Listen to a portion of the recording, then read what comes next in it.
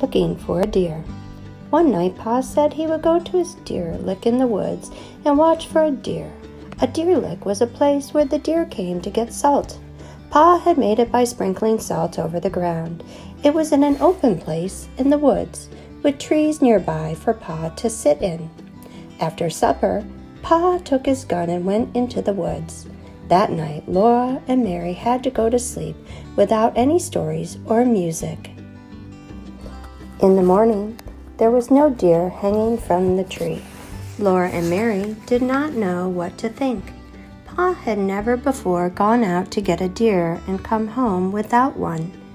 Pa worked hard outside all day, so Mary and Laura had to wait until after supper to find out why he hadn't come home with a deer. After they had finished eating, Pa took Laura on his knee. Mary sat close by in her little chair. "Now," said Pa, "I'll tell you why I had no fresh meat to eat today.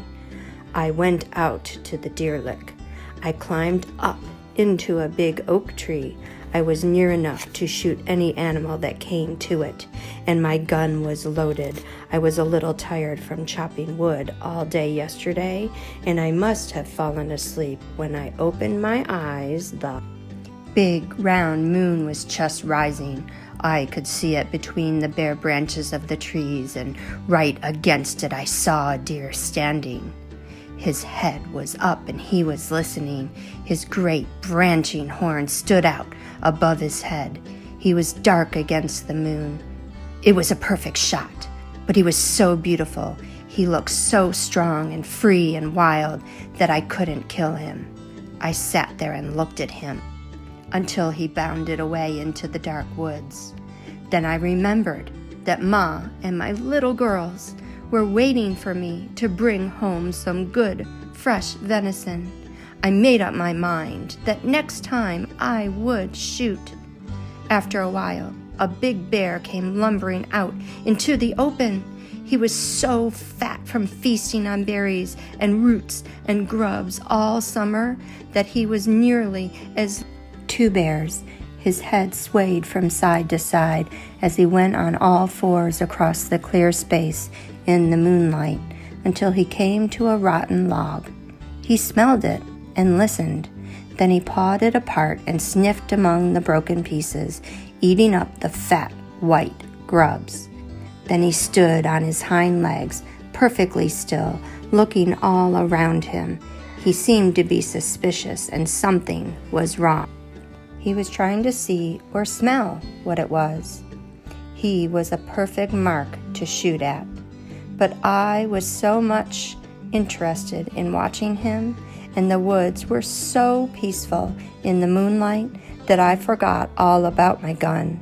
I did not even think of shooting him until he was waddling away into the woods. This will never do, I thought. I'll never get any meat. I settled myself in the tree and waited again. This time I was determined to shoot the next game I saw.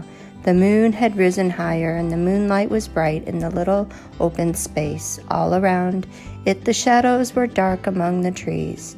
After a long while, a doe and her yearling fawn came stepping daintily out of the shadows.